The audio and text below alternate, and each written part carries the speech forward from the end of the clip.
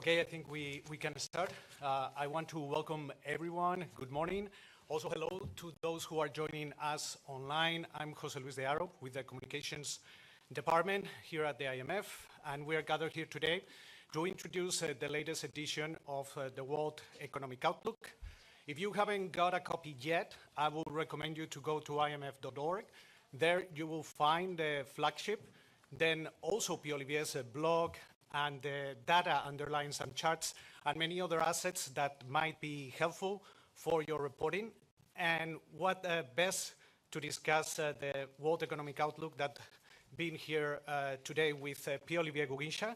He is the Economic Counselor and the Director of the Research Department. Also next to him are Petya Cueva-Brooks, Deputy Director, and Daniel Lee, Division Chief, also with the Research Department.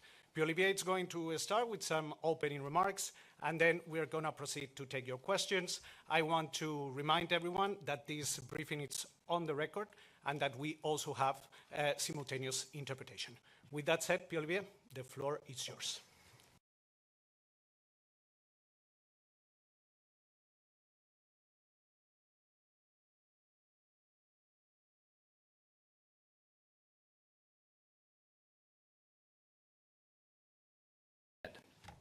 Global growth was 3.2% in 2023 and is expected to remain at that level both in 2024 and 2025. This represents a 0.3 percentage point upgrade from our October projections for 2024, with stronger activity than expected in the US, China, and other large emerging markets, but weaker activity in the euro area. Inflation continues to come down. Median inflation will decline from 4% at the end of last year to 2.8% by the end of this year and 2.4% at the end of 2025. And most indicators continue to point to a soft landing. Now, resilient growth and rapid disinflation are consistent with favorable supply developments, including the fading of energy price shocks and a striking rebound in labor supply, supported by strong immigration in many advanced economies. We also project less economic scarring from the crisis of the past 4 years, although estimates vary across countries. The US economy has already surged past its pre-pandemic trend, but we now estimate there will be more scarring for low-income developing countries, many of which are still struggling to turn the page from the pandemic and cost of living crisis. Risks are now broadly balanced. On the downside, new price spikes from geopolitical tensions, persistent core inflation, or a disruptive turn towards fiscal adjustment could slow activity. On the upside, faster disinflation or timely structural reforms that boost productivity could support activity. Insufficient action on the fiscal front could also stimulate growth, although this could force a more costly adjustment later on. Inflation trends are encouraging, but we are not there yet. Somewhat worryingly, progress towards inflation targets has stalled since the beginning of the year in some countries. This could be a temporary setback, but there are reasons to remote. Oil prices have been rising, in part due to inflation. Bringing inflation back to target should remain the priority. There are stark divergences also between countries that call for careful calibration of monetary policy. The strong recent performance of the United States reflects robust productivity growth and growth in labor supply, but also strong demand pressures that could add to inflation. This calls for a cautious and gradual approach to easing by the Federal Reserve. By contrast, growth in the euro area will rebound this year, but from very low levels.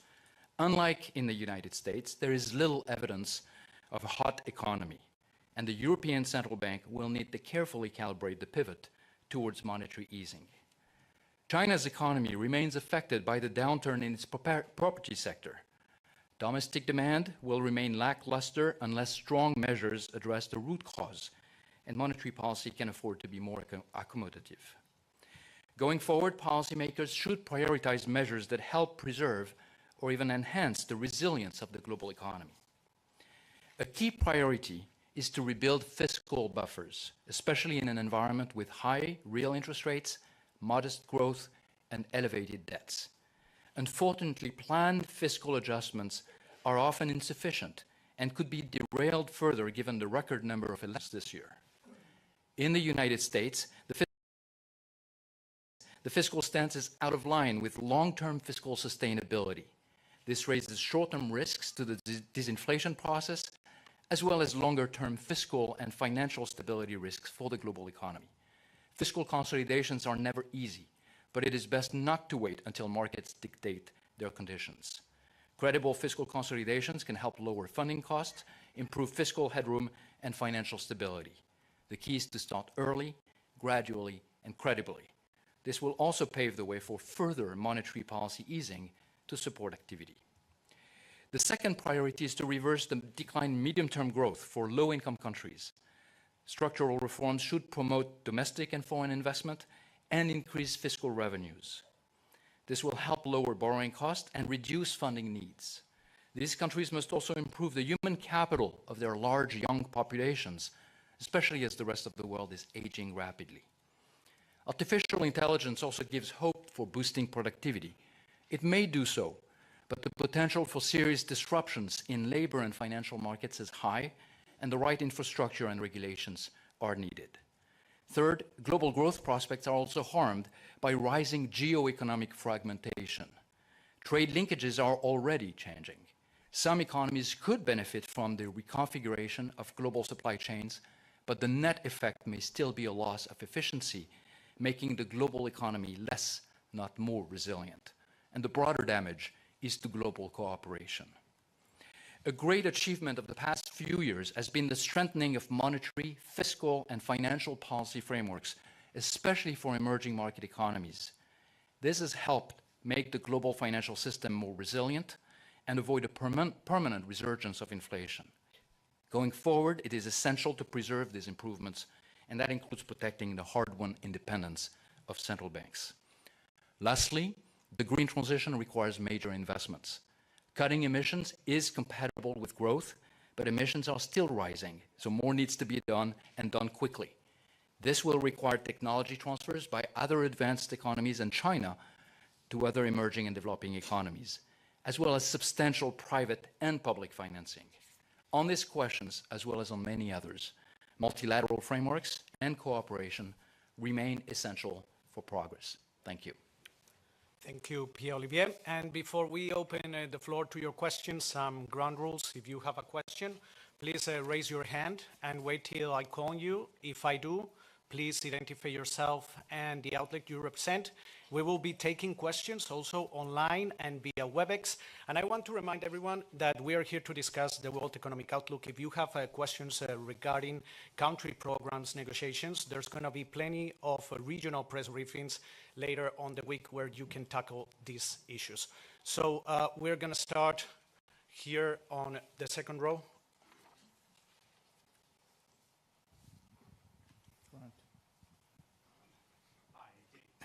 David Lauder with Reuters News Service here in Washington.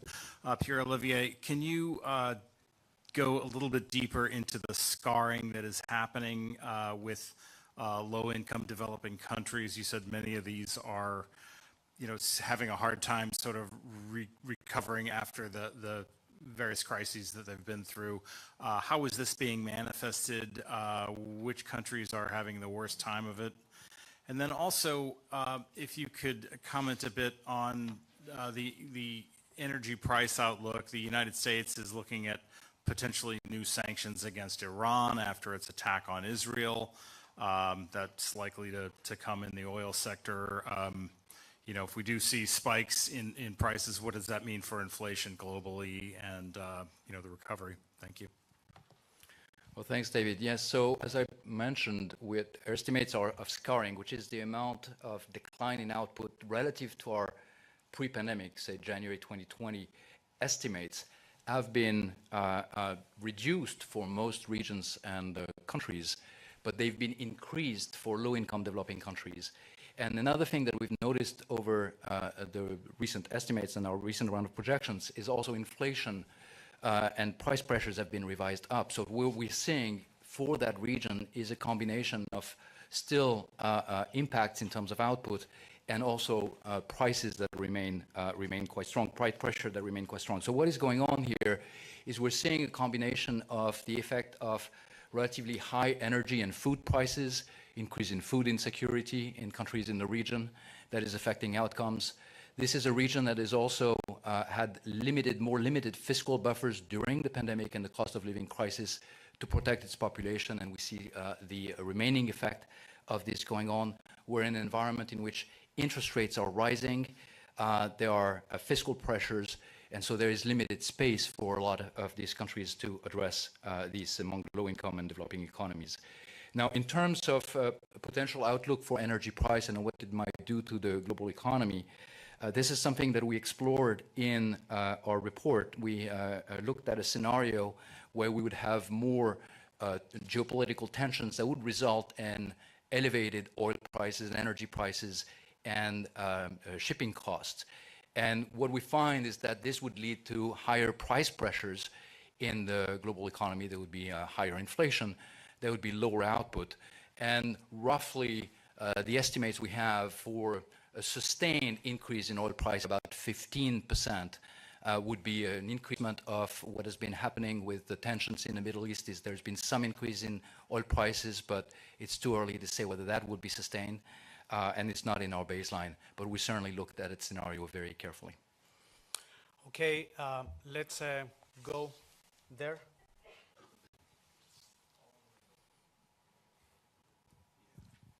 Hello, this is Noor from Asharq Business with Bloomberg. I have a question now. You touched upon the rising inflation again.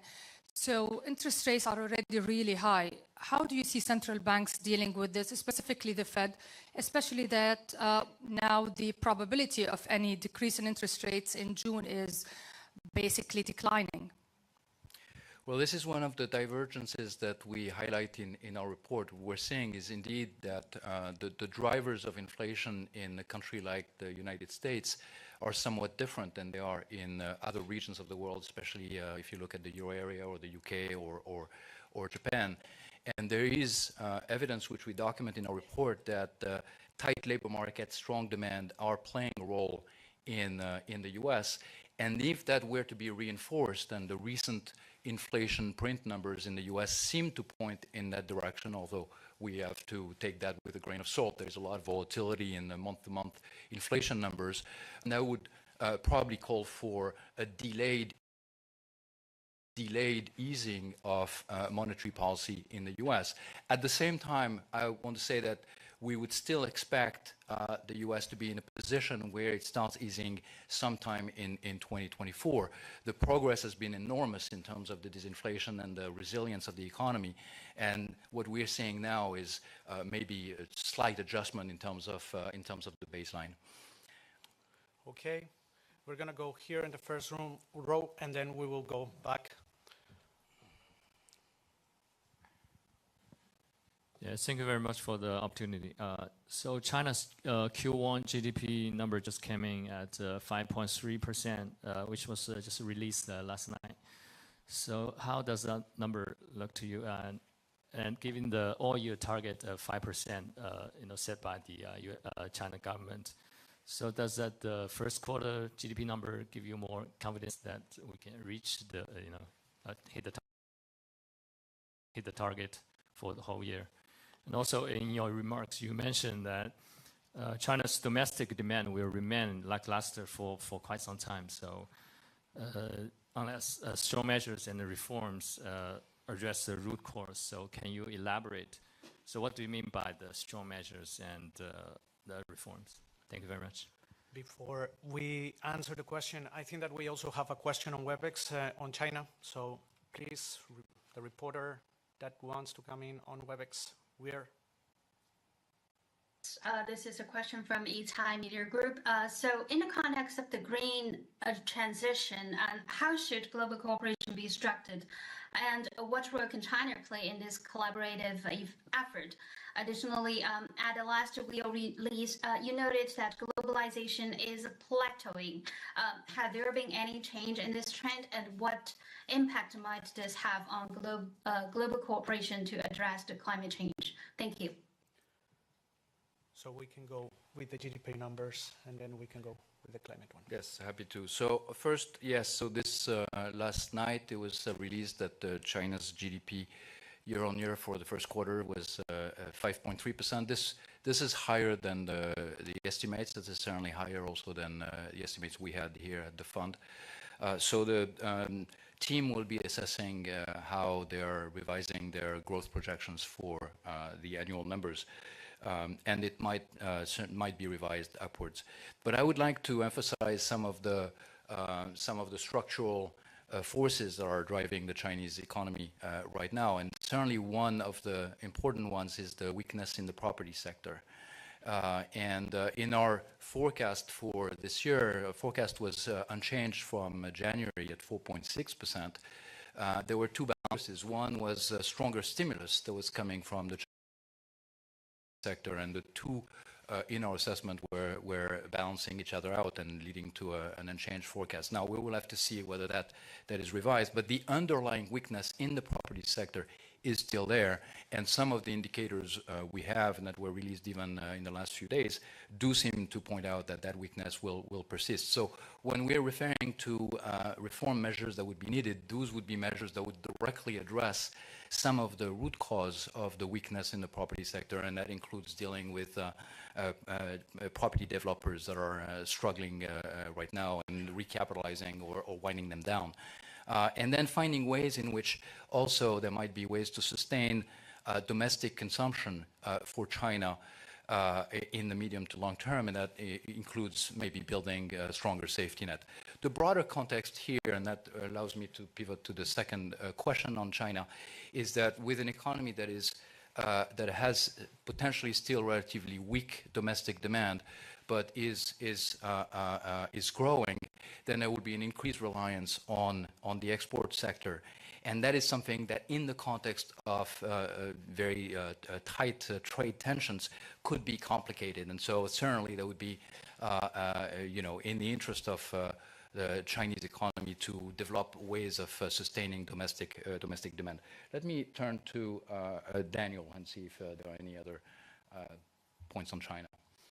Well, I would just add that the green transition and the high-tech sectors present a great opportunity for China, and policies like evening the playing field between state-owned and private enterprises are going to help China capitalize on this great potential. Okay, we're going to the third row. It's the third row? Yeah, there. You.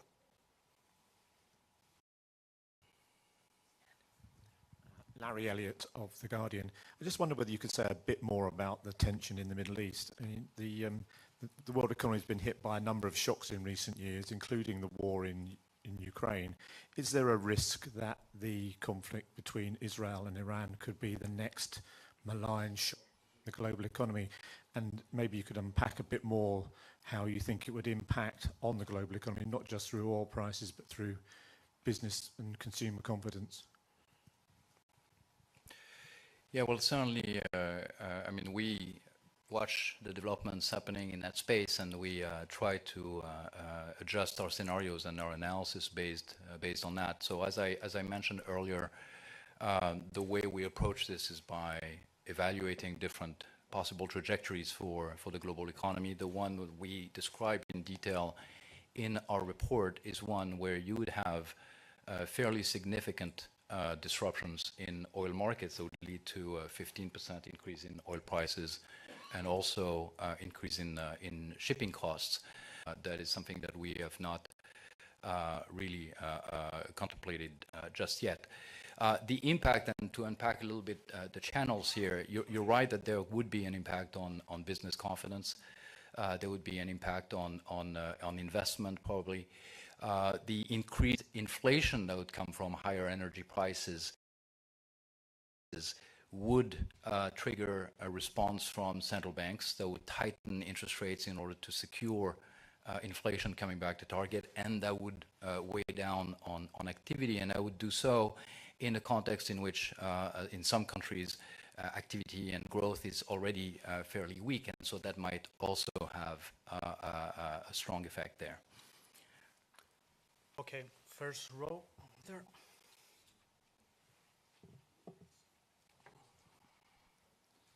Thank you very much. Joel Hills from ITV News. I wanted to pick up, Pierre-Olivier, and some of the comments you were making about the prioritisation of rebuilding fiscal buffers.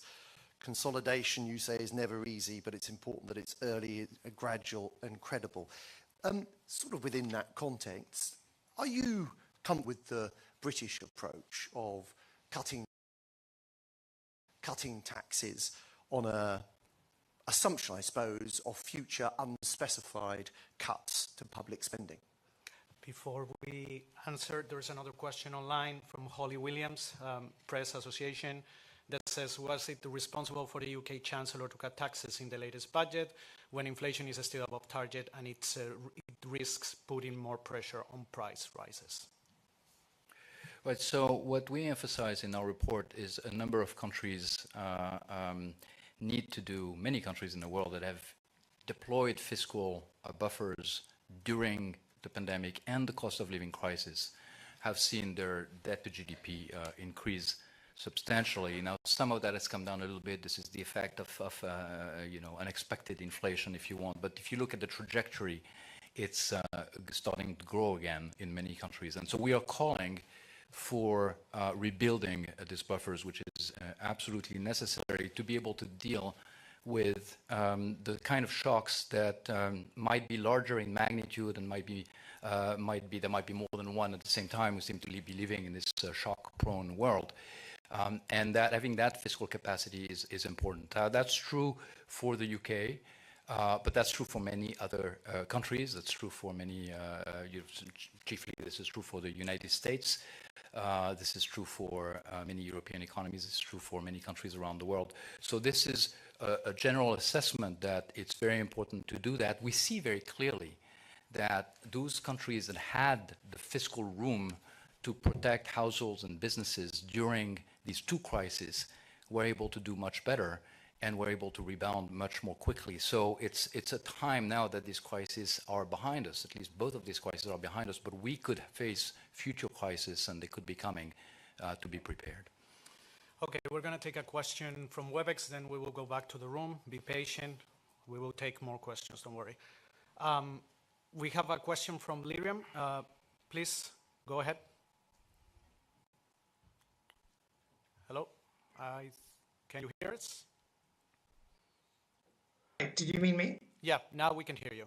Hi, this is Sriram Lakshman from The Hindu. Thank you for doing this.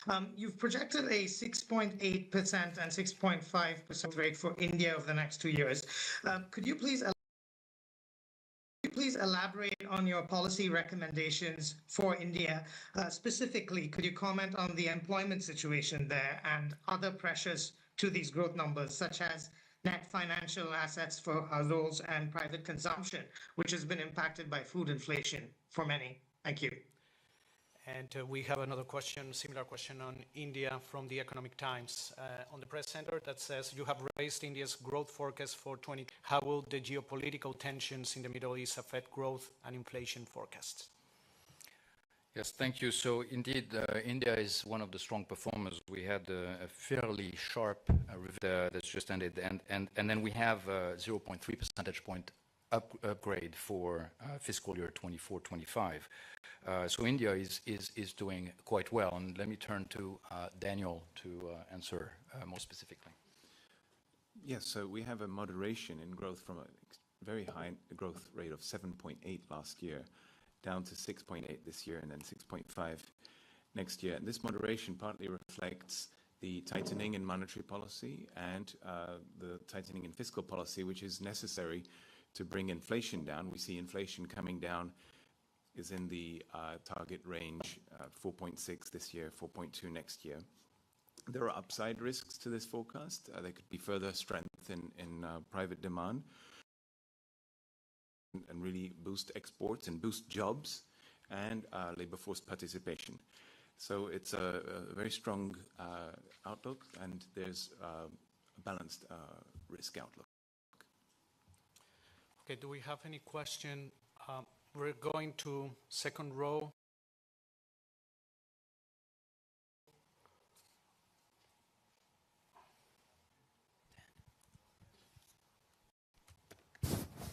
Hi, I'm Daniel Davis, Agence France.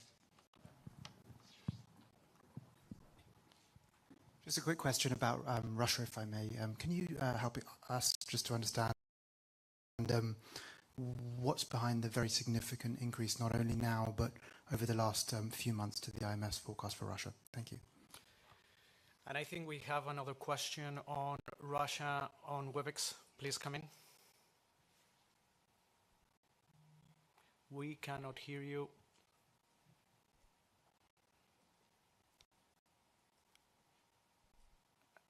We cannot hear you. Now we can hear you. Yeah, good morning. Anton, the testing agency of Russia. Thank you so much for doing this. The same question. The growth rate of the Russian economy is higher into 2024 than similar figures of the group of 7 countries that imposed sanctions against Russia. In this case, can we say that Russia was able to successfully overcome the sanctions restrictions? Thank you so much. Yeah, so we have revised Russia as GDP growth for 2024 by 0.6 percentage point to 3.2%. So this is a significant upward revision. We're still expecting growth to decline in 2025 from 3.2% to 1.8%. I will turn to my colleague Petya Koeva-Brooks to provide additional details. Thank you. So there are several factors behind the resilience of the Russian economy and the upgrades that we've made. I would mention 4 factors. First, oil export volumes have held steady. The second part is that we've seen a lot of strength in corporate investment, including by state-owned enterprises. The third is that we've also seen a lot of robustness in private consumption that has underpinned growth. And last but not least, we've also had the impact from government spending, though there we've seen much larger increases in security-related spending than overall spending. Now, to put this in context, though, if we look into the medium term, there we still have growth rates that are significantly below what they were prior to the war. Now we have growth rates of the order of 1.25% as opposed to 1.7%, which we had previously, which is another way of saying that the Russian economy is still expected to face these headwinds as a result of the impact of the war and the associated sanctions. Thanks. We're going to go to the 4th row. Yeah. Thank you. Suzanne Lynch from Politico. I have a question about the growth figures for Europe, the German economy in particular, only growing by 0.2%. What's your analysis of that, and how concerned are you about the Eurozone economy in particular, particularly in comparison to the US? So on the Euro, on the Euro economy, we have a region that has been feeling the full brunt of the energy crisis of the last 2022 and part of 2023, and is gradually emerging from that in the context of tight monetary policy. And so what we're seeing is a pickup in activity from 2023 to 2024. So growth in Germany, for instance, is very modest, 0.2%, but it's higher than the negative growth in 2023. And the same is true at the level of the euro area, where we expect growth to grow from 0.4% in 23 to 0.8% in 24. And then as we go into 2025, we expect that monetary policy will start easing, so financial conditions will become easier, and also that the cost of living receding, the purchasing power of households and workers will increase as real wages catch up, and that will also sustain demand. But we start from a position of relatively weak consumer sentiment, still tight monetary policy, and that's still weighing down on growth in this year. Let me turn to Petya for additional comments on Germany and Europe. I don't have much to add on Germany. For the euro area, some of the same factors are playing a role, although we do have quite a lot of heterogeneity within the euro area. So we do have upward revisions in other countries, for instance, Spain, Portugal. Belgium that partially offset the downward revisions in Germany and France. We go to the first row here, and then we will move to this side.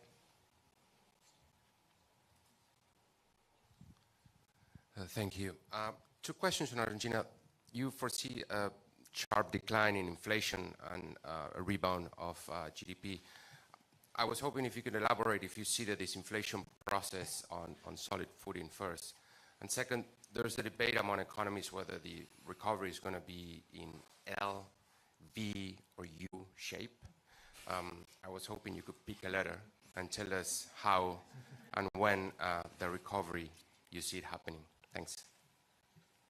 So on Argentina, I mean, the authorities are implementing a very ambitious stabilization.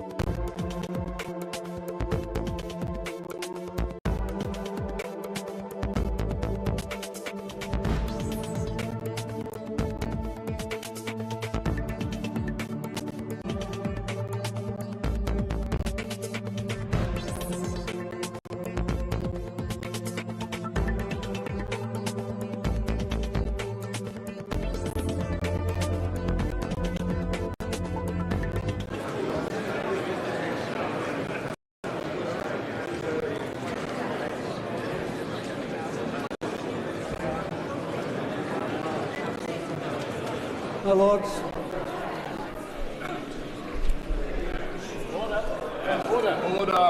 Order. First oral question, Lord Hunt of King's Heath. Lords, I beg to move the question standing my name on the order paper. This report makes difficult reading, highlighting unacceptable levels of bullying in midwifery. We know that culture and leadership has a significant impact on retention and staff experience. NHS organisations should have robust policies in place to tackle bullying and harassment. Through the NHS Long-Term Workforce Plan and the NHS Equality, Diversity and Inclusion Plan, we are seeking to expand the workforce and make the NHS a better place to work. Well, my Lords, I'm grateful to the Minister, and as he says, NHS Trust all have those robust policies. The problem is that it's not coming out into practice. And this report describes the experience of midwives working in a toxic culture. One newly qualified midwife is quoted as saying that they were left burnt out by bullying and the terror of working on understaffed wards. Another said, I would return home crying most days and become suicidal from the fear and treatment at their trust. Does the Minister accept that much more fundamental change is required to deal with understaffed maternity units? NHS Trust preoccupied with reputation management over patient safety and a reluctance to take whistleblowers seriously. I thank the noble Lord in this whole area and genuine appreciation, because I know actually it's not just this area that he looks at in terms of bullying, and he's a very important conduit, and I'm personally grateful for the work you do in this and how much you care. I think it's a combination of all the things that you mentioned. I had a meeting with Chief Midwife on this subject on the very moment this morning, very much because of this subject being raised to my attention. I was actually quite reassured. Each area has actually got what they call a quad leadership team now in every one of the trusts, where they have a chief midwife, the neonatologist, the obstetrics, and the general manager, who spend time together. It's a 6-month process where they really work together as a team on how they're going to address all these cultural issues which are vital. So amongst the very disturbing elements in this report is the way that midwives are bearing the brunt of the toxic culture and dangerously low staffing levels, which is causing over half of midwives to consider leaving their organisation. My Lords, despite what the Minister has just said, we've had the Ockenden report. That's over 2 years ago. So is the Minister satisfied with this rate of progress? And shouldn't we be considering a statutory inquiry, a recommendation of this report, before more midwives leave and more babies die? So, I mean, firstly, I'd say that we've got the highest level of staffing ever in the midwifery space. It's 5% up on last year, actually 21% up on 2010, against the background of static births. So I want to address that point in terms of the staffing. There is high levels of staffing there. There is, though, as the noble lady says, issues around culture. In terms of the national inquiry, actually, again, every one of those 150 trusts have been visited by the CQC in the last year or so, and action plans made up on how to address those. I think we know what we need to do, we just need to get on and implement it. My Lords, I'm very grateful to my noble friend for the replies he's given. Indeed, I'm much more grateful to the many midwives who have helped my family over the years. They give an extraordinary service. If we're not having an inquiry, will my noble friend make sure that his ears and doors continue to be open if things are not going as well as they should? Because the NHS does have a habit of closing doors on things and making it difficult to interact with. And it isn't only bullying which is the problem, but over-medicalisation, the failure to implement the better birth policy, the regulatory culture overseen by the NMC. There's a succession of problems here which need bringing out into the air, and the Minister could really help with that. I agree with my noble friend on this. I would say generally, and actually it's something I've appreciated in the last 18 months, the power of this House and these questions to actually, each time I get one of these questions, it sets off a process where, in this case, I'll meet with the Chief Midwifery Officer and make sure that their feet are being held to the fire. So I undertake to do this. I know Minister Caulfield is doing this in this instance. But again, I think it's to the credit of the House that it has that scrutiny role as well. My Lords, my maiden speech in this an anonymous hotline for whistleblowers to report conduct which is unbecoming in the health service, because that is so important. Yes, the noble Lord is absolutely correct. It is crucial. We do have a whistleblowing system now. We've had actually over 100,000 instances of that, and trying to indoctrinate a culture where people feel able and free to be able to stand up and point out any issues. Workplace bullying is particularly toxic where managers are involved, and in the context of the NHS, I think this is where the non-executive members of the trust boards come into their own, where the complaints may actually involve the executive members. Can the noble Lord the Minister say what is being done to help non-executive members of trust boards be more responsive and able to deal with bullying complaints? The noble Lord is absolutely correct. I think it is the role of the non-execs. I have to say, doing a bit of work in the Lucy Letby case, understanding on it all, it should have been the non-execs. Obviously, you would have hoped the executives should have found out, but the non-execs clearly had a role to do it in there. It's an excellent question. I have to be honest, I think I need to get come back on that, if I may, because I want to make sure I can give him a full answer to make sure it really is happening. Noble Lord the Minister agreed that we also need to tackle the conditions in which bullying can sometimes flourish. So the Royal College of Midwives, the union representing midwives, published a report last week showing that every week over 100,000 hours of unpaid overtime are performed by midwives. That 60% of midwives believe that staffing at their workplace is unsafe, and that 3/4 of student midwives are expecting to graduate with £40,000 worth of debt. Surely it's time that we gave midwives the respect and the pay rise that they deserve.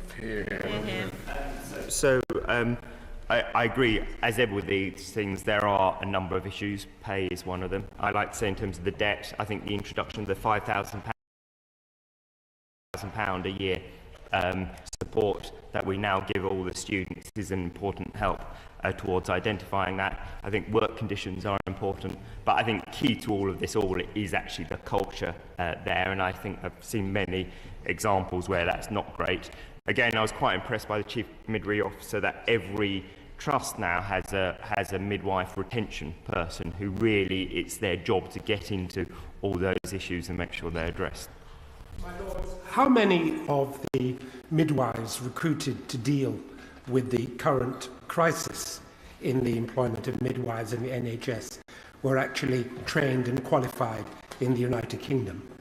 Because on a recent visit to Ghana, I visited a child oncology unit where they had lost in the past year a fifth of their clinical nursing staff, trained, qualified, paid for by the Ghanaian taxpayer, benefiting the NHS. How is that ethical or right? I will come back to the Noble Lord with the exact number, but he's correct. This is what the long-term workforce plan is all about, making sure that we've got the resources, the infrastructure right to train the number of people. Actually, behind that, we've funded an extra 150 spaces this year, and we've got a target to increase by 1,000 by 2026 in this space. So it's absolutely, as the Noble Lord maintains, that we're putting in place the training places domestically as well. My Lords, I just would like to ask my noble friend whether he shares my view about the evidence that we have, that where midwives and other clinical staff understand the importance of continuity, it leads to safer care and better outcomes for both the mother and the baby. And could he just tell me, because in Chapter 2 of the report that has been sent to us, and thank you for that, is continuity of care, they quote in that report that working in a continuity team was the best, most rewarding time in my career, says one of the midwives quoted in the report. My Lords, I think that continuity is absolutely critical, and it comes in a number of reports, some of which I have actually been part to writing. And we just know that you do need this continuity if you're going to make a real impression on both the midwifery service, but also for those who are actually the women who what it can achieve. I thank my noble friend. I know she's been a tireless campaigner in terms of continuity of care. I challenged the chief midwife on this just this morning, and of course that is what the objective behind the long-term workforce plan is, to make sure we've got the resources in place so that we can maintain that, starting with actually in the space of ethnic minorities, because we all know that there are those disparity of income, of outcomes in terms of inequalities. So having the continuity of care, particularly in that setting, is the first priority, but then spreading that across the whole system is totally the objective. Second oral question, Baroness Ritchie of Downpatrick. My Lords, I beg leave to ask the question standing in my name on the order paper.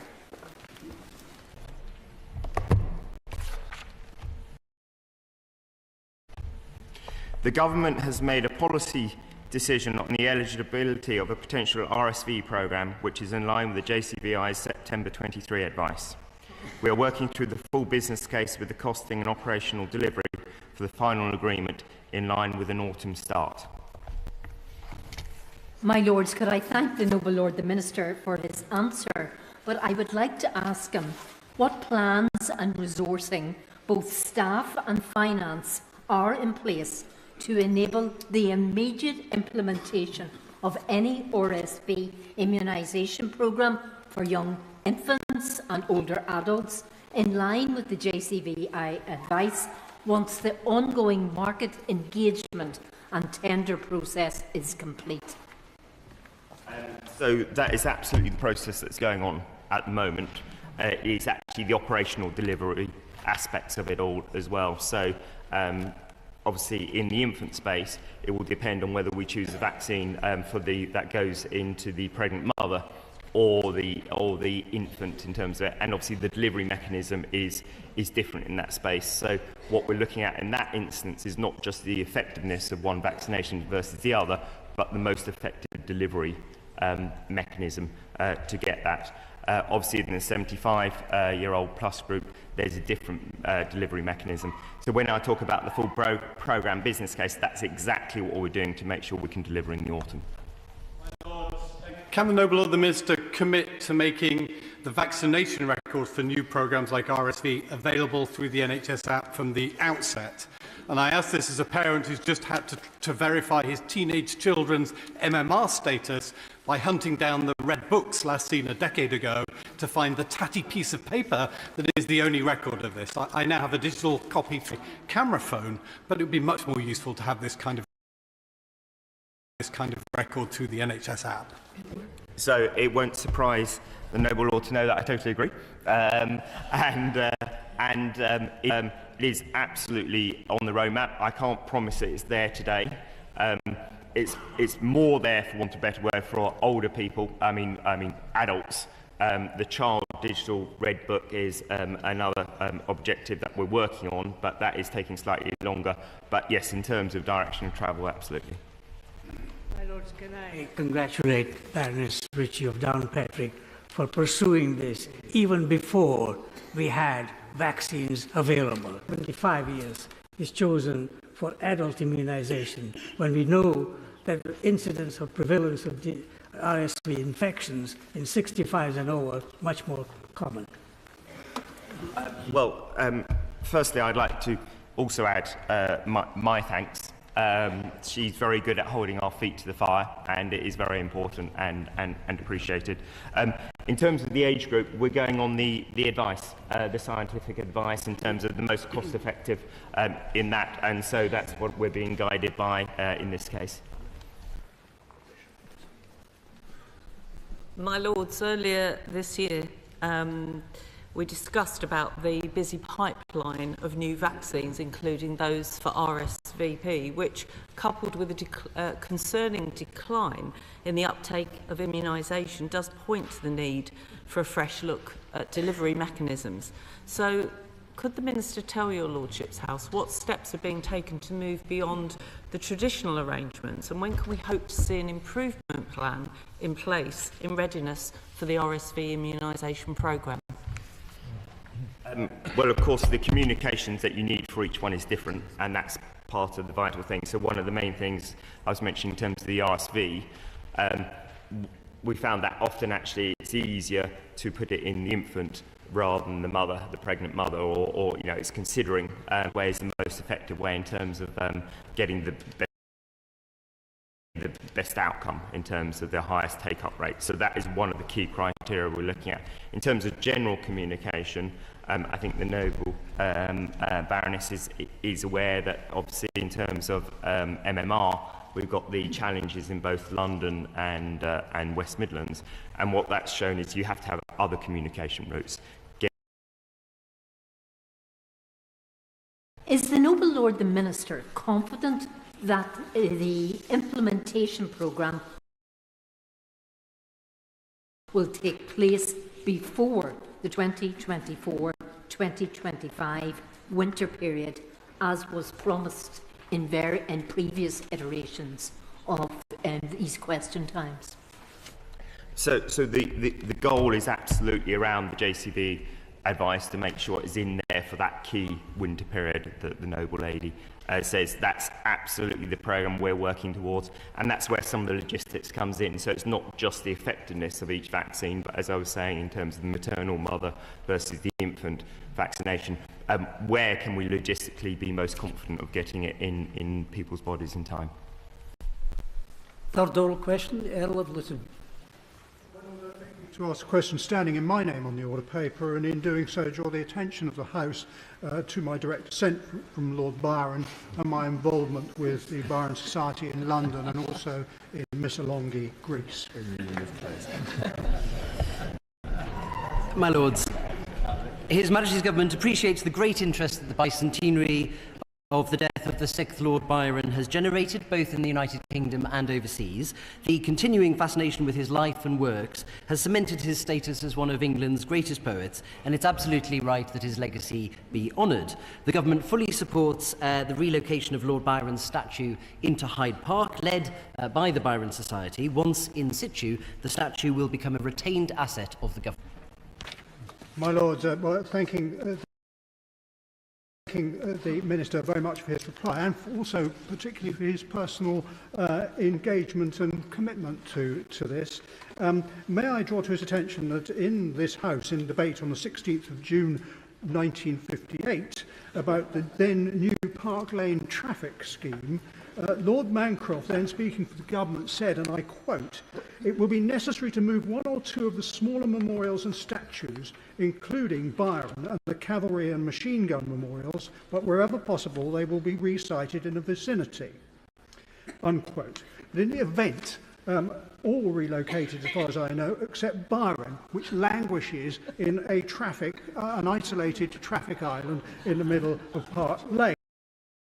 Might I inquire whether, in the light of the public fundraising that's going on to defray the cost of reversing both neglect and the fact that it has not been relocated as originally intended, and having regard to the bicentenary year, whether the government might be prepared to assist financially and fulfilling the understandings given nearly 66 years ago, especially given the fact that some department in the 1960s saved more than a bob or two in not moving the monument. And could I further suggest it would be a rather appropriate way of honouring one of the nation's major poets?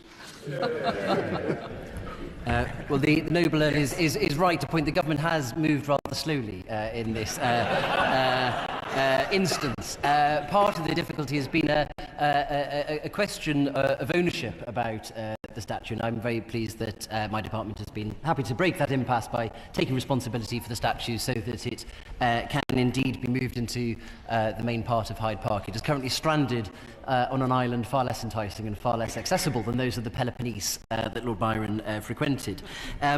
As I say, once it is moved to its new location, subject to the planning permission which is currently before Westminster City Council, then the government is happy to treat it as a retained asset. That means that the regular maintenance will be the responsibility of the Royal Parks, but any major repairs that are needed will be the responsibility of my department. I saw the Chief Executive and Chairman of the Royal Parks this morning for a catch-up on the progress. The fundraising efforts are being led brilliantly by the Byron Society, which I'm delighted is holding a dinner here in your Lordship's house on Friday, the actual anniversary of Lord Byron's death, which will be addressed by my noble friend Lord Roberts of Belgravia. My Lords. Oh.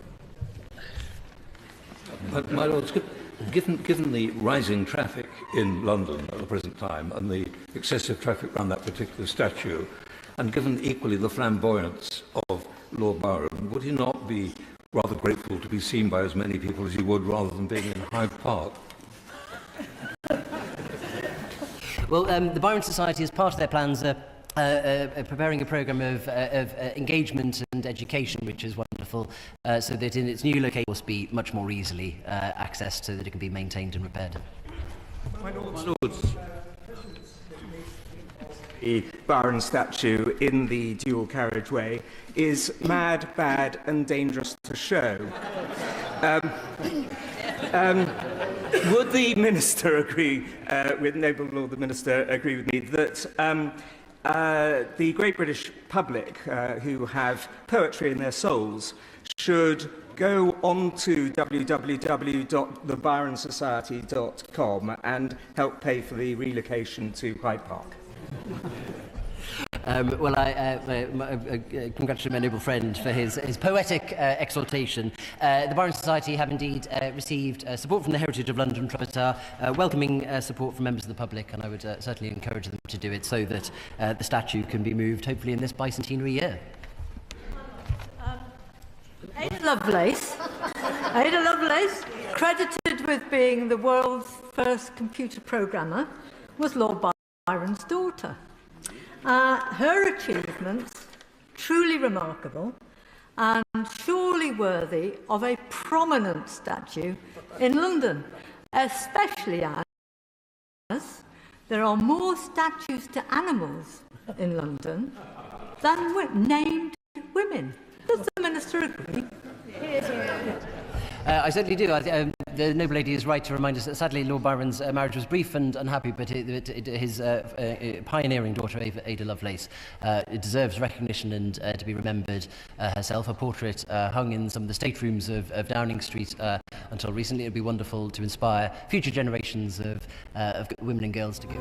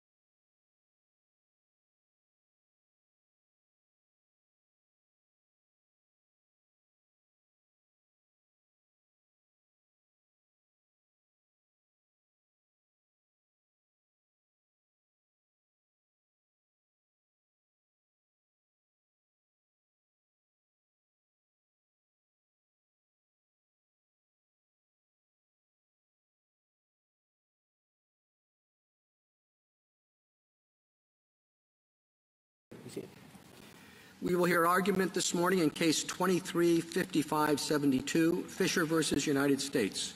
Mr. Green. Mr. Chief Justice, and may it please the Court. Congress enacted 1512C in 2002 in the wake of the large-scale destruction of Enron's financial documents.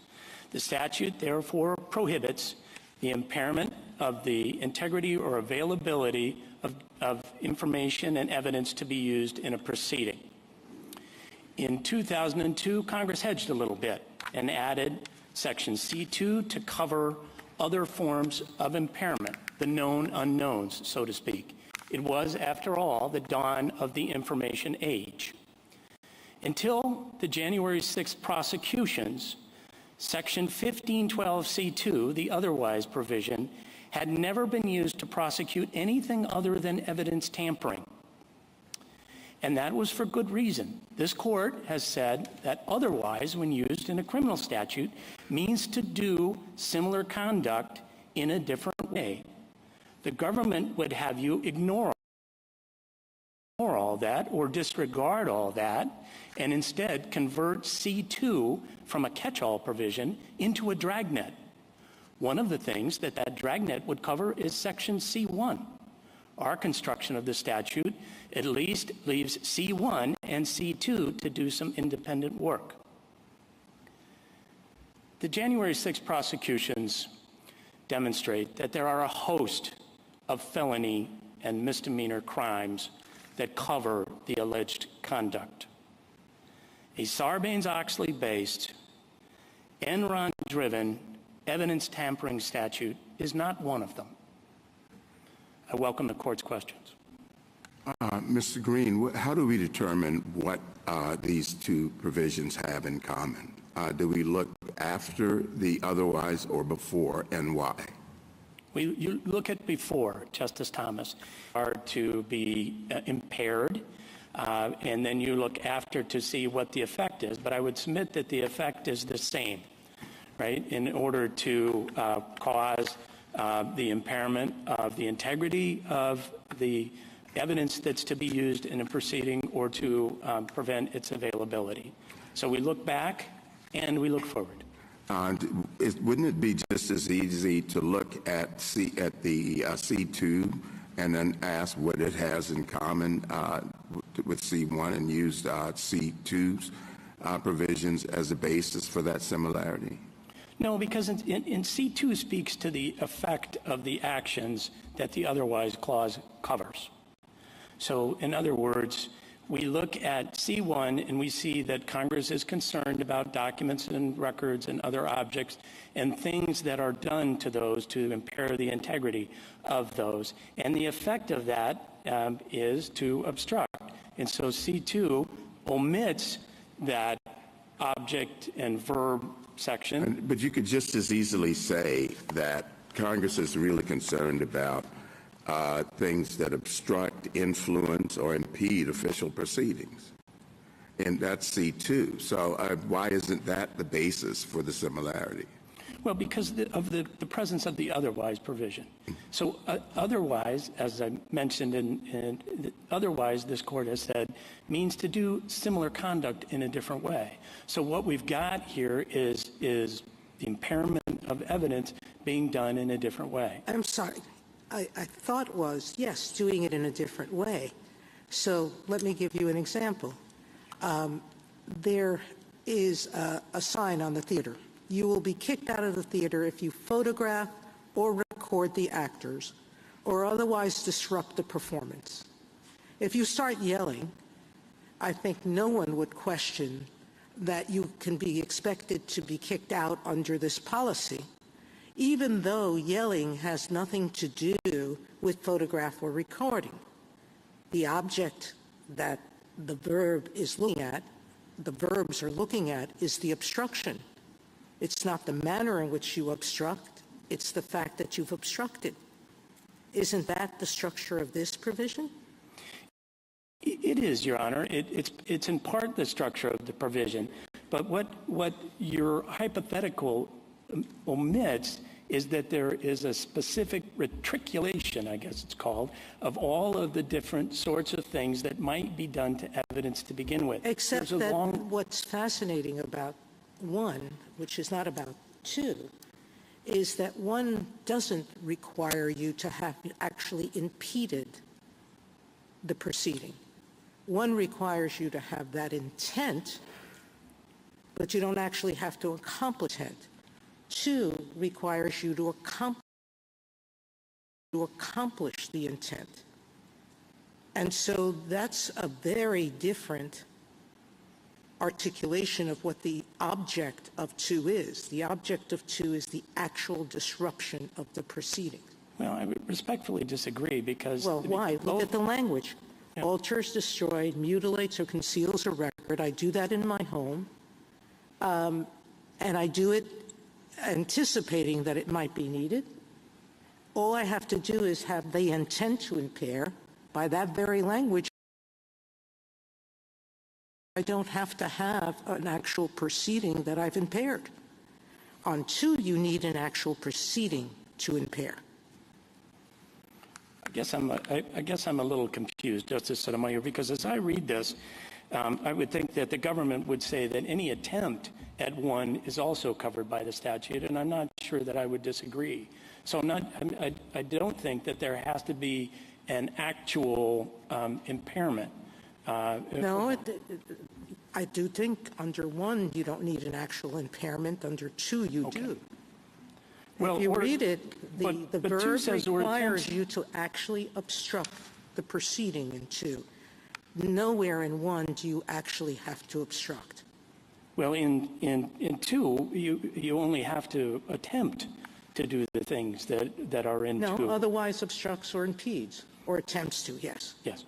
Counsel, can I ask you whether, let's imagine that we agree with you.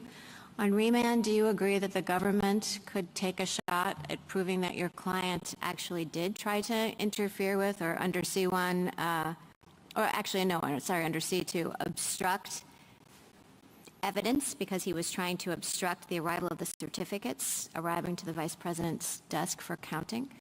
So there would be an evidence impairment theory? I'm quite sure that my friend would take a shot, Your Honor, but I would say no. The reason why is that this statute prohibits operation on specific evidence in some way, shape, or form. Attempting to stop a vote count or something like that is a very different act than actually changing a document or altering a document or creating a fake new document. Well, he's obstructing evidence in my hypothetical. I mean, he's not actually altering the vote certificates, which is why I corrected myself and said under C2. I mean, would that be different than someone, say, in a trial or criminal proceeding trying to prevent evidence that was going to be introduced in the proceeding from making it there? So I'm imagining him acting on the certificates, not the act of counting them. Well, again, I think they could try it, but I don't think that we're talking about trying to impair just anything other than the evidence itself. We're trying to obstruct a proceeding. And there's questions about what proceeding means here, as Your Honor doubtless knows.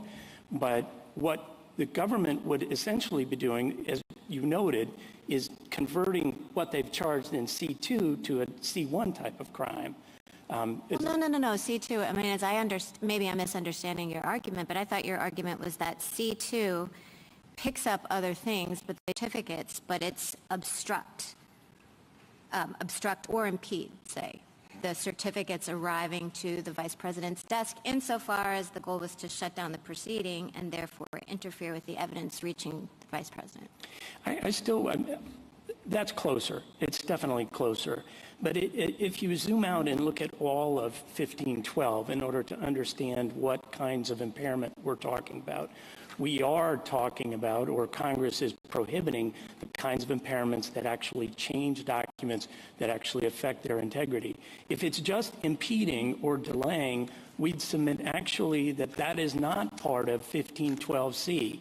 Delays are mentioned in 5 other parts of 1512, but not in C. Mr. Green, if Justice Barrett is wrong, then what work is C2 doing? I mean, it seems like you've just now re-articulated only the theory of C1, and you're saying that you have to make it into C1 in order to be, to have this statute apply. So can you help me at least understand, under your theory, what additional thing does C2 offer?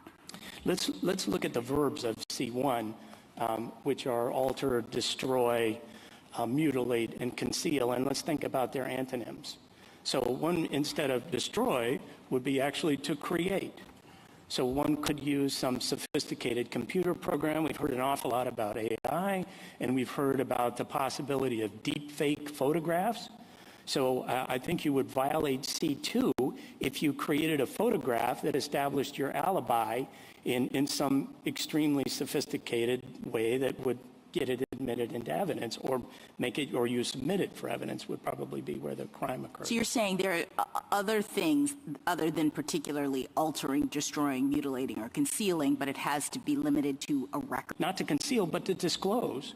So if I disclosed a witness list in a large multi-defendant drug trial, my purpose in doing that, though I haven't altered the document, would be to intimidate the witnesses or prevent their attendance. That, on our submission, would also violate C2. All right, can I just ask you one other question just so that I can fully understand your theory? You keep using the term evidence, and that does not appear in the statute. The statute C1 says record, document, or other object. Now, I appreciate that, evidence can be such a thing, but you can imagine a world in which those two are different. So where does evidence come in your theory, and why is it there?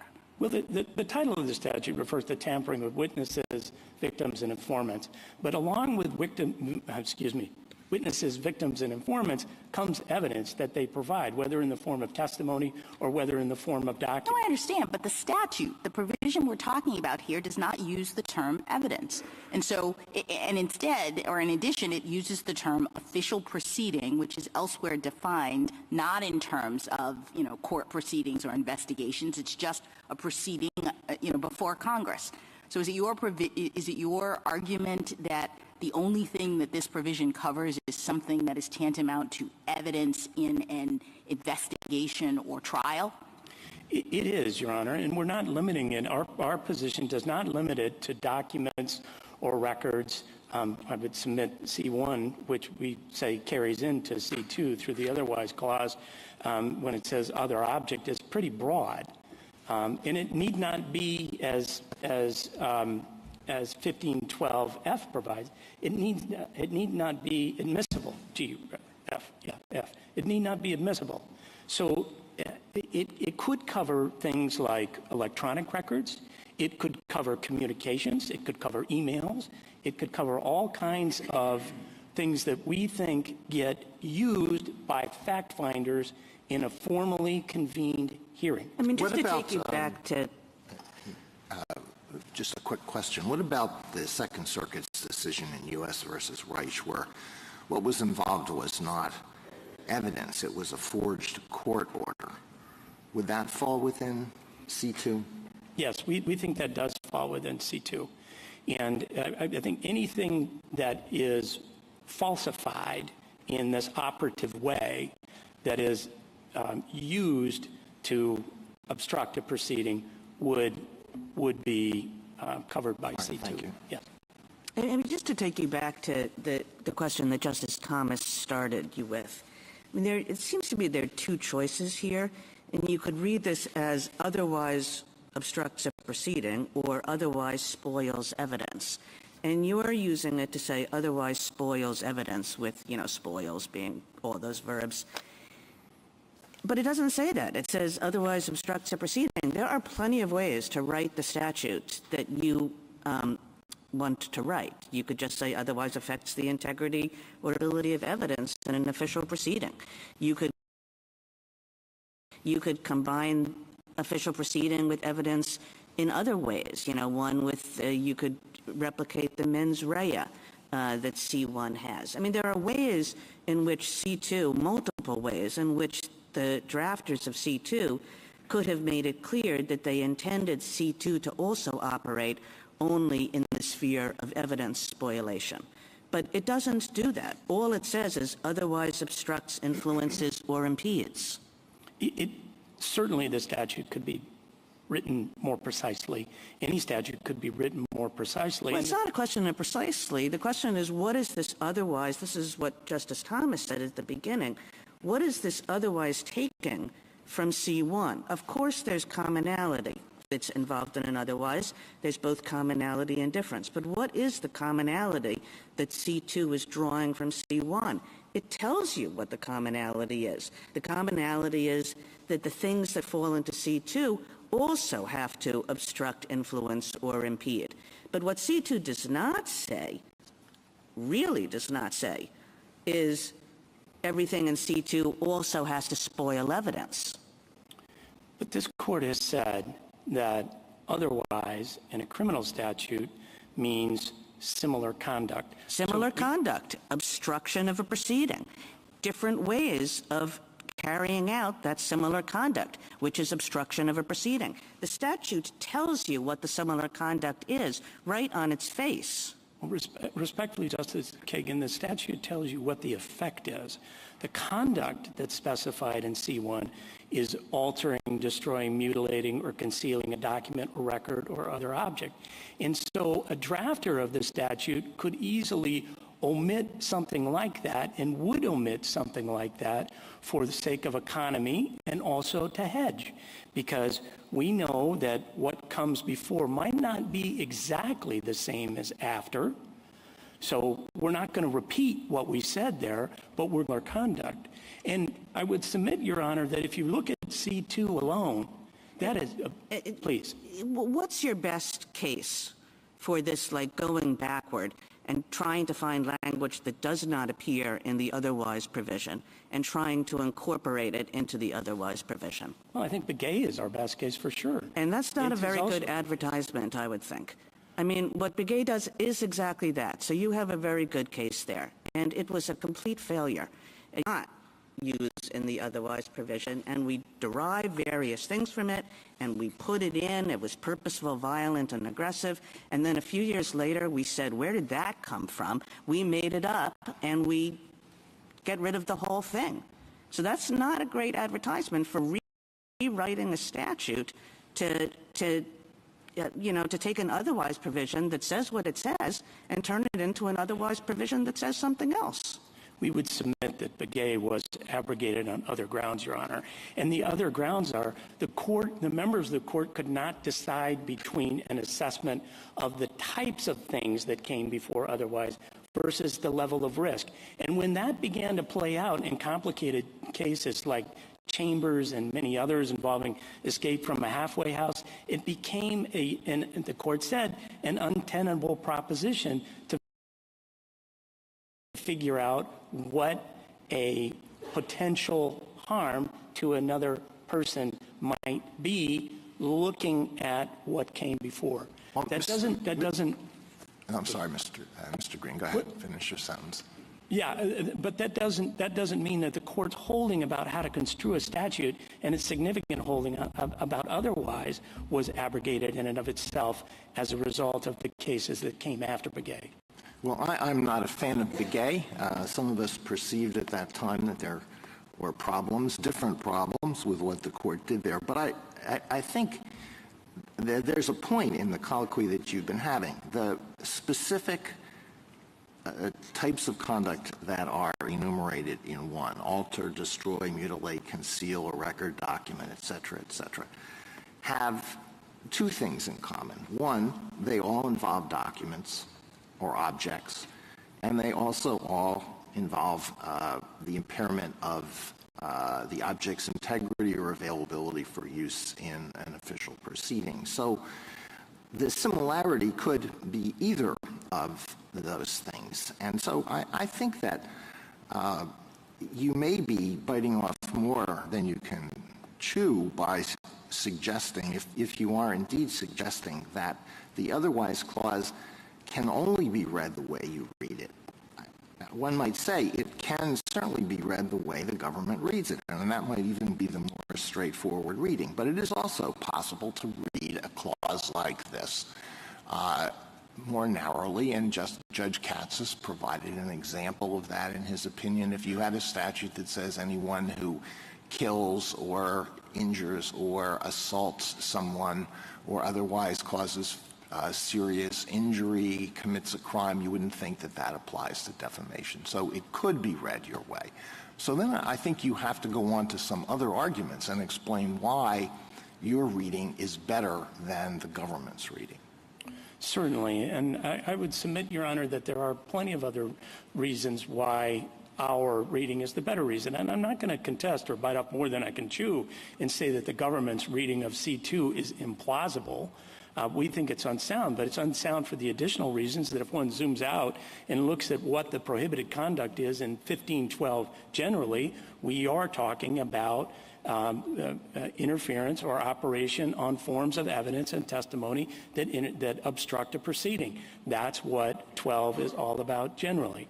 And I would submit, Your Honor, too, that as the briefing indicates, Jus Gem Generis and Nocitur Associus, those two venerated Latin canons, also operate in our favor here. As well as the broader context of Chapter 73 and Section 15. All of these things are about doing things that obstruct a proceeding. 1512 and 1512C zero in on witnesses and evidence. Well, you have other arguments. You have surplusage arguments. You have arguments about the breadth of the government's reading of the provision. Do you want to say anything about those? Right. So with respect to surplusage, Your Honor, I would refer to Judge Katz's opinion, as you did, in particular in the Joint Appendix at page 88, which lists out all of the different provisions in Section 1512. 15 of the 21 would be subsumed by the government's reading of C2. The government's reading of C2, I remind the Court, is so broad that it would cover anyone who does something understanding that what they are doing is wrong in some way, that in any way influences, impedes, or obstructs an official proceeding of any type. Well, Mr. Green, I think that limited by federal. There's a good case that this provision, everybody knew it was going to be superfluous because it was a provision that was meant to function as a backstop. It was a later enacted provision. Congress had all these statutes all over the place. It had just gone through Enron. What Enron convinced them of was that there were gaps in these statutes, and they tried to fill the gaps. They tried to fill the particular gap that they found out about in Enron, and then they said, you know, this is a lesson to us. There are probably other gaps in this statute. But they didn't know exactly what those gaps were. So they said, let's have a backstop provision, and this is their backstop provision. And of course, in that circumstance, I mean, superfluity is very often a good argument when it comes to statutory interpretation.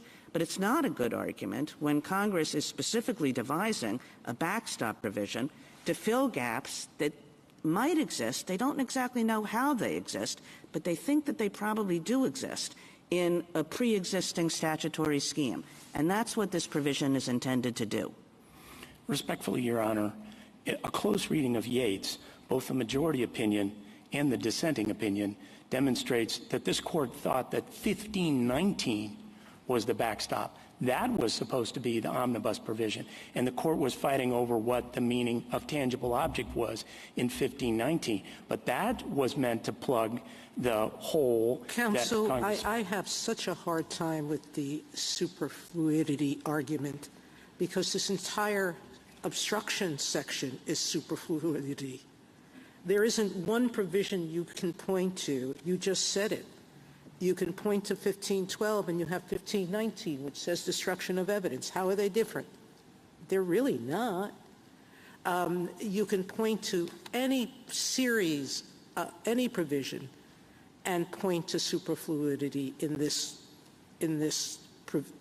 section, 1512 and otherwise. So we go back to Justice Kagan's position, which is, What you don't have is a freestanding, otherwise obstructs, influence, or impedes any official proceeding. I don't see why that's the backstop that Congress would have intended, and it's the language it used. Well, it's an awfully odd place to put it, isn't it? I mean, in a subsection of a subsection in the middle back of the statute to include a provision that suddenly takes over 15 of the 21 other provisions. The one thing that Justice Kagan pointed to, which is clear, they wanted to cover every base. And they didn't do it in a logical way, but they managed to cover every base. Well, I think you can reconcile. I mean, again, that's what the court said about 1519 in Yates, and I don't understand how it is that the government can come before you today and say we need yet another catch-all, yet another omnibus crime that will sweep in all kinds of other. We didn't get what we wanted in Section 15, so now we'll go to 1512C2 and see if we can expand that in this way to cover something that it has never covered before. Thank you, Counsel. Justice Thomas, Justice Alito, Justice Sotomayor. We've never had a situation before where there's been a situation like this with people attempting to stop a proceeding violently.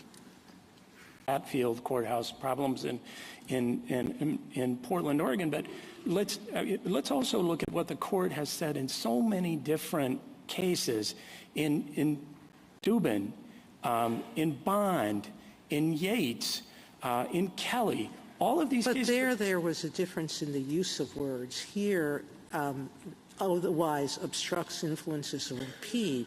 You might have a problem with breadth, and the government can address that. But it's not unclear what those words mean. But the government has no way to address its problem with breadth. Well, we can let them answer. Okay. Justice Kagan?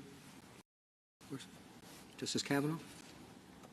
If it were just the language in C2 and so said, whoever corruptly obstructs, influences, or impedes, C2 without the word otherwise, that were the whole provision, do you acknowledge that the language would then be applied properly to a situation like this?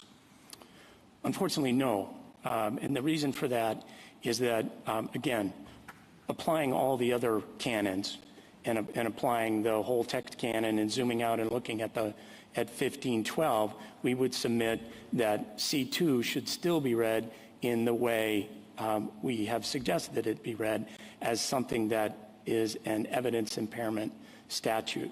I think also, as I mentioned, the Latin canons, the surplusage problem that C2 would create, all of those would still obtain if it sat there by itself without the otherwise. The otherwise is the icing on the cake. And finally, Justice Kavanaugh, I would mention that, as I mentioned to Justice Barrett, there's an issue. If you didn't have C1, just had C2 without the otherwise, I'm not sure I was clear on that. Oh, okay. Well, in that case, I think it gets even harder, but I would still say if we look at what 1512 is about, and if we look at this court's cases on broad, plausible, but broad readings of criminal statutes not being what the court adopts when there's an available narrow reading, because Congress can fix that, we would still say that C2 doesn't perform the massive dragnet function that the government submits. Thank you. Justice Barrett? Yeah, I have a question about the phrase in C1, specific intent. Do you agree it's specific intent with the intent to impair the object's integrity? Okay. What is your view about how that parenthetical applies to C2, if at all? Like, do you think that that intent requirement carries over? The corruptly intent requirement? Not corruptly. With the intent to impair the object's integrity or availability for use in an official proceeding. Yes, we do, Your Honor. So it carries over. And we'd say that's the object of the overarching mens rea. But how can that be? I mean, it seems like that, C2 would read awfully oddly then. It would be otherwise obstructs, influences, or impedes any official proceeding with the intent to impair the object's integrity or availability for use in an official proceeding. That would be your position of how it would read? Well, I think that's right. I mean, it's awkward. I mean, there's no doubt that it's an awkward statute. But if you do the operation that I talked about earlier, which is we're just going to use otherwise to replace the verbs and the nouns in C1, then the statute makes perfect sense. With respect to intent, I mean, I think Your Honor makes an excellent point, which is that this intent is a specific form of intent. The corruptly, which has been construed to be the mens rea up there, is not different than, at least on this reading, or on the accepted reading it by the D.C. Circuit right now, is not different than some form of specific intent. So corruptly is redundant? It seems like it's getting to be. Okay, that's thank true, you. and our submission is that corruptly should mean something different. So should proceeding. That's how you marry 1512 with 1519. Justice Jackson. So I'm just still wondering if your theory about this provision might be too narrow in a sense, because you've got evidence going and spoliation in a sense. What I'm trying to work out in my mind is whether you would still have a decent argument if this 1512 language is read to prohibit the corrupt tampering with things that are used to conduct an official proceeding with the intent of undermining the integrity of the thing or access to the thing, and thereby obstructing the proceeding. It's not just evidence, it's an official proceeding. C1 is an example of, the corrupt tampering with certain things, and C2 broadens it out a bit. It's not just documents and records. What do you think about that? Well, I think that's a correct reading, Your Honor. I mean, as 1512 F demonstrates, it doesn't, 1512F we would submit actually supports our position because it says the evidence need not be admissible or free of a privilege claim. Now, what would that mean about what the statute is addressing if it's not evidence? But that C2 has been applied, and occasionally C1 has been applied. In a non-evidentiary way.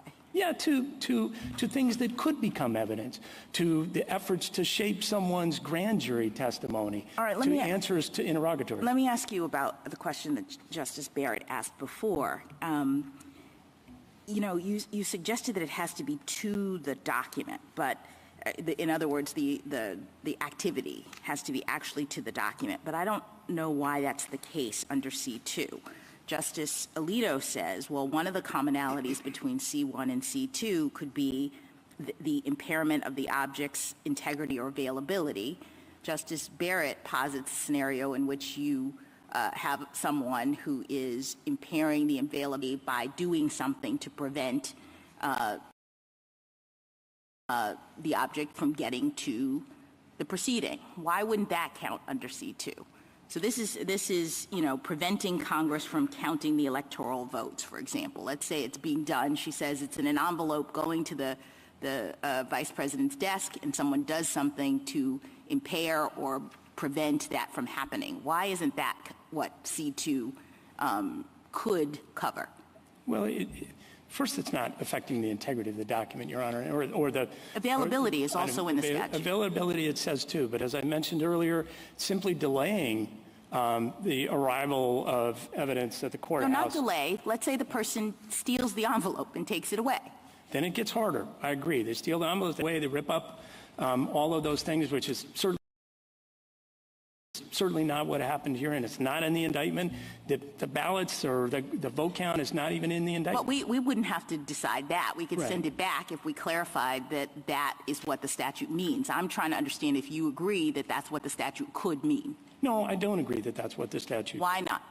The reason is that if you look at 1512, it is about a direct effect, or in some senses an indirect effect, but in a limited way, on evidence that's to be used in a proceeding, right? And proceeding, as I mentioned earlier. So as to limit its availability. So what I'm suggesting is in C2, if you're doing something to limit its availability, why doesn't it count? Because we're limiting the availability of its use by a fact finder in a proceeding. Again, that's the way to marry 1519, which covers all kinds of investigations and all kinds of other events, with 1512. 1512 is talking about evidence that's going to a formal convocation, some kind of hearing before the Congress or before any other body. Thank you. Thank you. Thank you, counsel. Thank you. General Prelogger. Mr. Chief Justice, and may it please the court. On January 6, 2021, a violent mob stormed the United States Capitol and disrupted the peaceful transition of power. Many crimes occurred that day, but in plain English, the fundamental wrong committed by many of the rioters, including petitioner, was a deliberate attempt to stop the joint session of Congress from certifying the results of the election. That is, they obstructed Congress's work in that official proceeding. The government accordingly charged petitioner with violating Section 1512C2, an obstruction offense that directly reads onto his conduct. The case as it comes to this court presents a straightforward question of statutory interpretation. Did petitioner obstruct, influence, or impede the joint session of Congress? The answer is equally straightforward. Yes. Yes, he obstructed that official proceeding. The terms of the statute unambiguously encompass his conduct. Petitioner doesn't really argue that his actions fall outside the plain meaning of what it is to obstruct. Instead, he asks this court to impose an atextual limit on the actus reus. In his view, because Section 1512C1 covers tampering and other physical evidence, the separate prohibition in Section 1512C2 should be limited to acts of evidence impairment. But that limit has no basis in the text or tools of construction. His reading hinges on the word otherwise, but that word means in a different manner, not in the same manner. And the two prohibitions in Section 1512C2 aren't unified items on a list where you could apply associated words canons. They're separate provisions. They have their own sets of verbs and their own nouns. They each independently prohibit attempts, which would be duplication that makes no sense on petitioner's reading. And Congress included a distinct mental state requirement in C1 that it chose not to repeat in C2. Section 1512C2, by its terms, is not limited to evidence impairment. Instead, it's a classic catch-all. C1 covers specified acts that obstruct an official proceeding, and C2 covers all other acts that obstruct an official proceeding in a different manner. The court should say so and allow this case to proceed to trial. I welcome the court's questions. General, there have been many violent protests that have interfered with proceedings. Has the government applied this provision to other protests in the past, and has this been the government's position throughout the lifespan of the statute?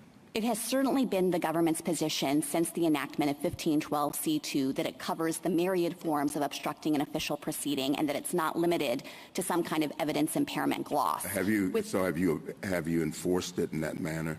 We have enforced it in a variety of prosecutions that don't focus on evidence tampering. Now, I can't give you an example of enforcing it in a situation where people have violently stormed a building in order to prevent an official proceeding, a specified one, from occurring with all of the elements like intent to obstruct, knowledge of the proceeding, having the corruptly mens rea, but that's just because I'm not aware of that suited under this provision.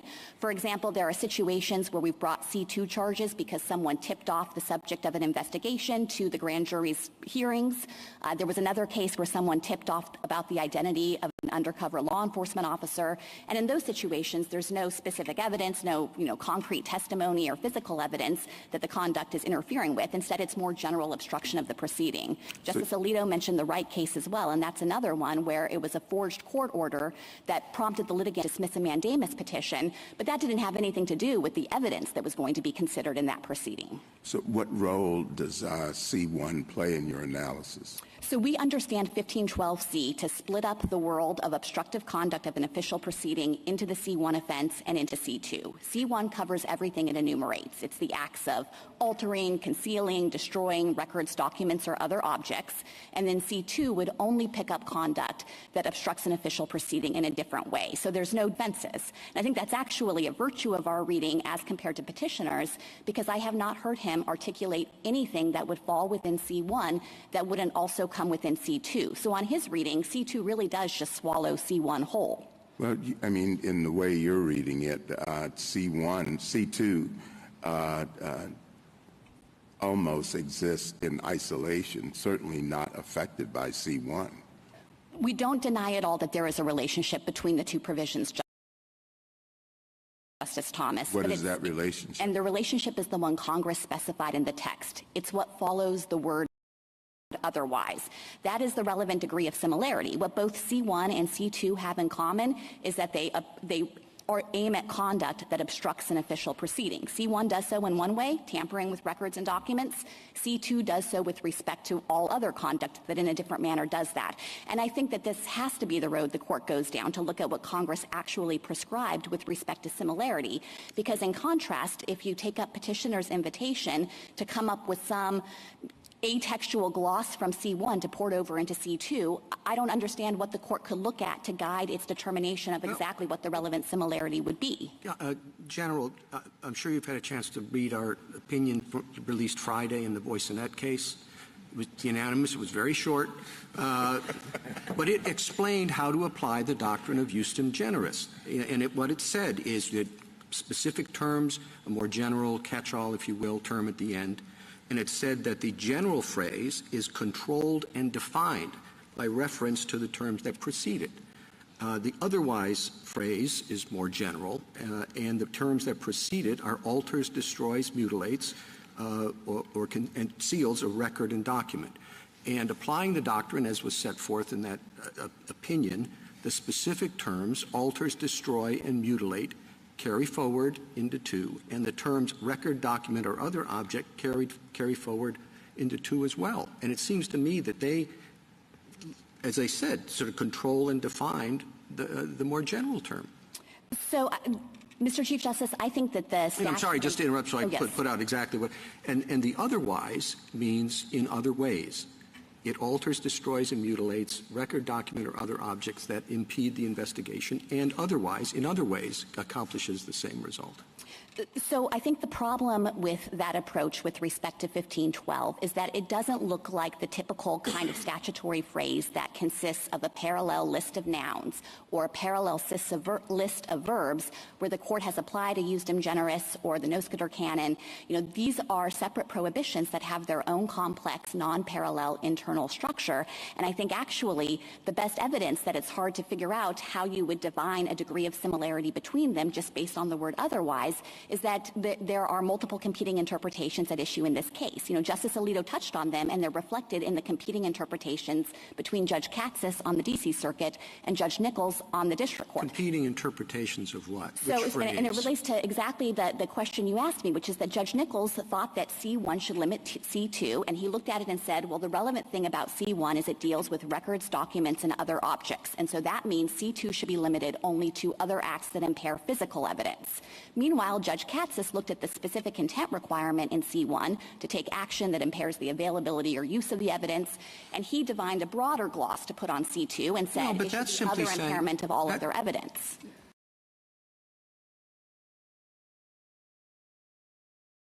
What are the common elements? Alters, destroy, and mutilates a record or document. You have the first few, what you're doing, and what you're doing it to. And you apply both of those, as it said in Boysonet, controlling and defining the term that follows, so that it should involve something that's capable of alteration, destruction, and mutilation, and with respect to a record or a document. That's how I actually don't even understand. When you apply that doctrine, again, as we did on Friday, it responds to some of the concerns that have been raised about how broad C2 is. You can't just tack it on and say, look at it as if it's standing alone, because it's not.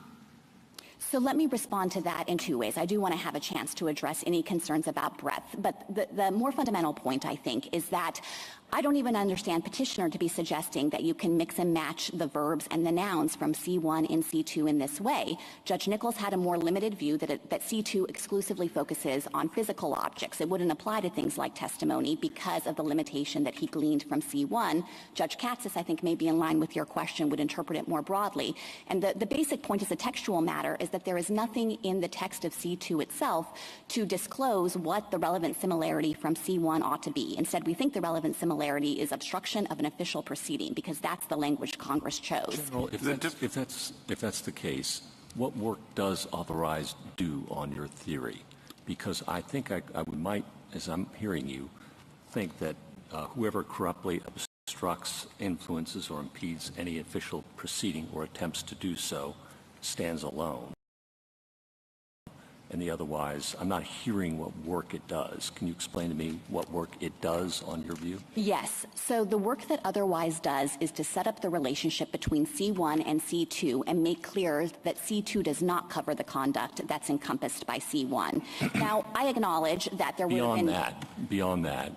Beyond saying, okay, C1 does some things, and the whole rest of the universe of obstructing, impeding, or influencing is conducted by C2. Is that a fair summary of your view? Yes, but there was a good reason for Congress to do it this way. It traces to the statutory history. I understand and that. I would just say that... If I might, so what does that mean for the breadth of this statute?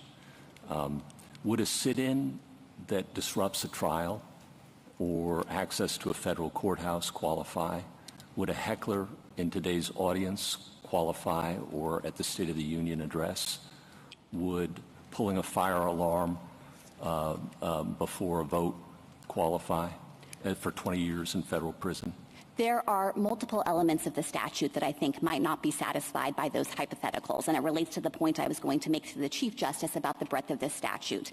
The kind of built-in limitations, or the things that I think would potentially suggest that many of those things wouldn't be something the government could charge or prove as 1512c2 beyond a reasonable doubt, would include the fact that the actus reus does require obstruction, which we understand to be a meaningful interference. So that means that if you have some minor disruption or delay or some minimal outburst, we don't think it falls within the actus reus to begin with. My outbursts require the court to reconvene after the proceeding has been brought back into line, or the pulling of the fire alarm, the vote has to be rescheduled, or the protest outside of a courthouse makes it inaccessible for a period of time. Are those all federal felonies subject to 20 years in prison? So with some of them, it would be necessary to show nexus. So with respect to the protest outside the courthouse, we'd have to show that, yes, they were aiming at the proceeding. Yeah, they were trying to stop the proceeding. Yes, and then we'd also have to be able to prove that they acted corruptly, and this sets a stringent mens rea. It's not even just the mere intent to obstruct. We have to show that also, but we have to show that they had corrupt intent in acting in that way. We went around that tree yesterday. I know. I heard the argument yesterday, but I guess what I would say is that to the extent that your hypotheticals are pressing on the idea of a peaceful protest, even one that's quite disruptive, it's not clear to me that the government would be able to show that each of those protesters had corrupt intent. So mostly peaceful protest that actually obstructs and impedes an official proceeding for an indefinite period would not be covered? Not necessarily. We would just have to have the evidence of intent, and that's a high bar. They intend to do it, all right. Yes, if they intend to obstruct and we're able to show that they knew that was wrongful conduct with consciousness of wrongdoing, then yes, that's a 1512c2 offense. And what does corruptly add, in your view? So corruptly adds the requirement that the defendant's conduct be wrongful and committed with consciousness of wrongdoing. And this traces to the court's decision in Arthur Anderson, where the court said this is a term with deep historical roots, with a settled meaning, and that it connotes not just knowledge of your actions, which is, the intent to obstruct in this case, but further requires that it be done corruptly. And just to give you a more concrete example of how this has played out in the January 6 prosecutions, I'd point to the jury instruction in the Robertson case, which we refer to and quote in part on page 44 of our brief. There, the jury was instructed that in order to show the defendant acted corruptly, the jury had to conclude that he had an unlawful purpose or used unlawful means or both, and that he had consciousness of wrongdoing. So I think that that is an encapsulation of what the jury is asked to decide on top of the mere intent to obstruct. General, let me give you a specific example, which picks up but provides a little bit more detail with respect to one of the examples that Justice Gorsuch provided. So we've had a number of protests in the courtroom. Let's say that today, while you're arguing or Mr. Green is arguing, 5 people get up, one after the other, and they shout either keep the January 6th insurrectionists in jail or free the January 6th patriots. And as a result of this, our police officers have to remove them forcibly from the courtroom.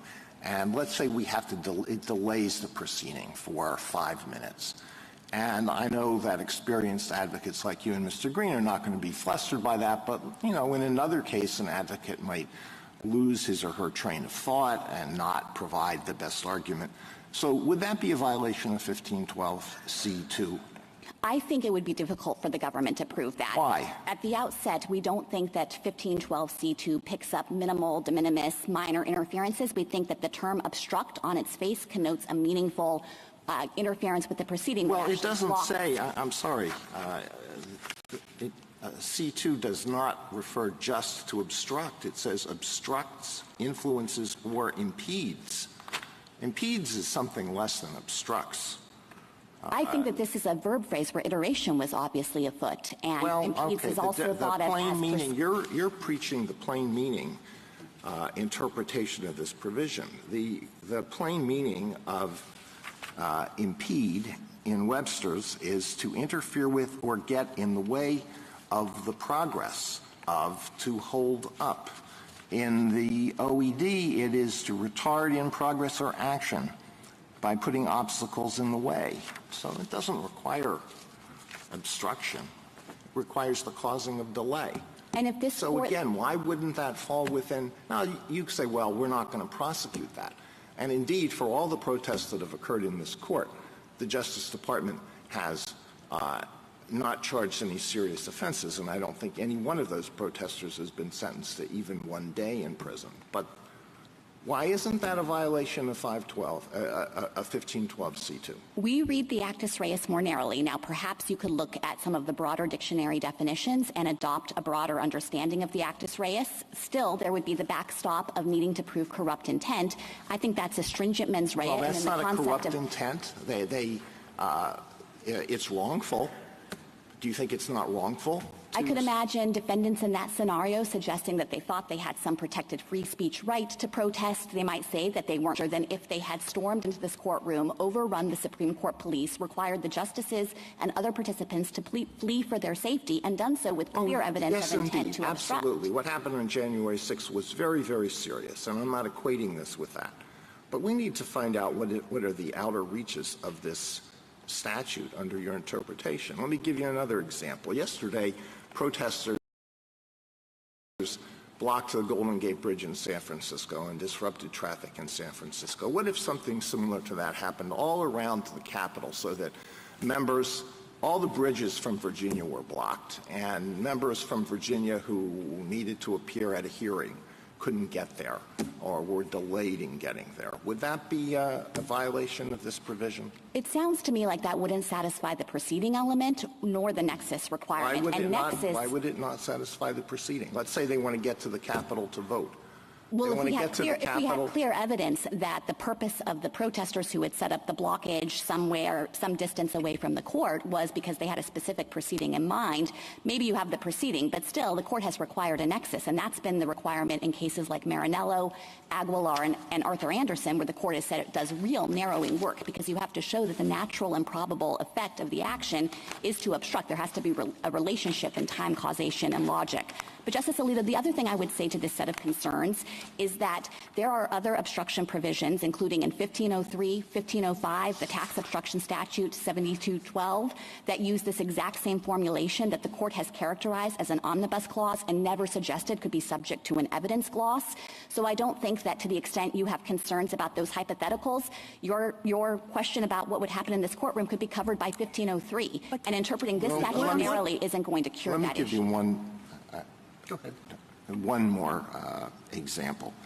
An attorney is sanctioned under Rule 11 of the Federal Rules of Civil Procedure by filing pleadings, written motions, or other papers for the purpose of causing unnecessary delay or needlessly increasing the cost of litigation. And in a particular case, the judge imposes Rule 11 sanctions and says, this caused a lot of trouble. I can tell you it caused at least 5 work days for me personally, all of this unnecessary paper.